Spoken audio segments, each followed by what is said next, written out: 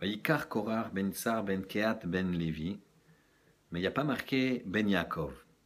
Yaakov Avinu a demandé à Kadosh Baruch Hu, quand il a vu par Ruach HaKodesh que dans sa descendance il y aurait cette machloket de Korach et de toute son assemblée, Yaakov a supplié à Kadosh Baruch Hu, il lui a demandé, s'il te plaît Hachem, n'associe pas mon nom à la machloket.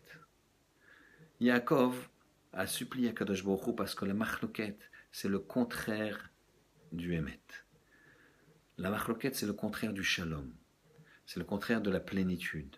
C'est le contraire de la recherche de la vérité. On parle bien sûr ici d'une machloket qui n'est pas les Shem Shamaim, une machloket qui est par conflit personnel et intérêt personnel.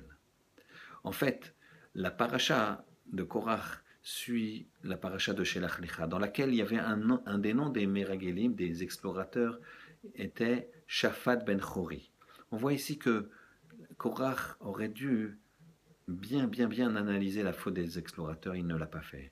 Une de ces fautes, c'est la suivante, c'est que en analysant les noms des explorateurs, on a dit la semaine dernière que on voyait leur potentiel positif et que ça pouvait être aussi négatif. Dans le potentiel positif, Shafat ben Chori, ça veut dire Shafat, Shofet, on peut juger. Ben Chori, si on est libre. Ben Chori, Chorin, c'est libre, langage de liberté. Quelqu'un peut juger une situation que s'il est libre, s'il n'a pas de point d'intérêt personnel, ce qu'on appelle une négia ou des négiotes. D'accord? Si jamais quelqu'un il a un intérêt personnel, il n'est plus du tout objectif. Et tout va être faussé. C'était le cas de Korach. Même pour les commentateurs qui disent que Korach, finalement, il avait voulu, il pensait, quelque part, il se trompait lui-même, mais il pensait le faire les Shem Shamaim. Non, c'est pas possible, puisque tu vois bien que tu peux pas juger si tu n'es pas libre. Donc c'est clair qu'il y avait une négia qui empêchait Korach de voir la vérité. Ici, nous on pourrait penser que c'est loin de nous, mais pas du tout. Vous savez que cette problématique de Machloket de Korach, elle est évoquée à la fin de la paracha par un passage qui dit Veloye ke Korach vecha adato. Et on ne sera pas comme Korach et son assemblée. On ne fera pas de Machloket.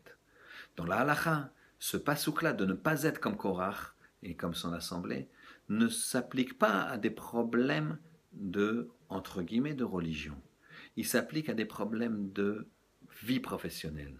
On va demander à une personne après 120 ans, la première question, on va lui dire, est-ce que tu as bien fait tes occupations professionnelles avec Emouna?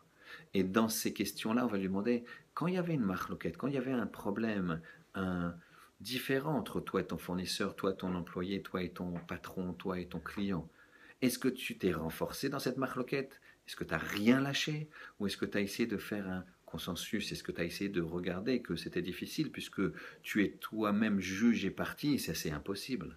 Est-ce que tu as réussi à faire le pas en avant pour essayer d'enlever cette machloquette? Si tu as réussi, c'est très bien. Si tu n'as pas réussi, tu es ouvert, au moins se lave, tu as transgressé cette mitzvah négative de ne pas être comme Korach et comme son assemblée. Donc on voit ici que dans tous les jours de la vie, il faut faire très attention puisqu'on est amené à juger. On est amené à prendre des positions. Il ne faut pas être comme Korach et comme ça en assemblée. Il faut juger de façon impartielle et se faire aider de nos rabbanim quand il y a des problèmes. Shabbat shalom.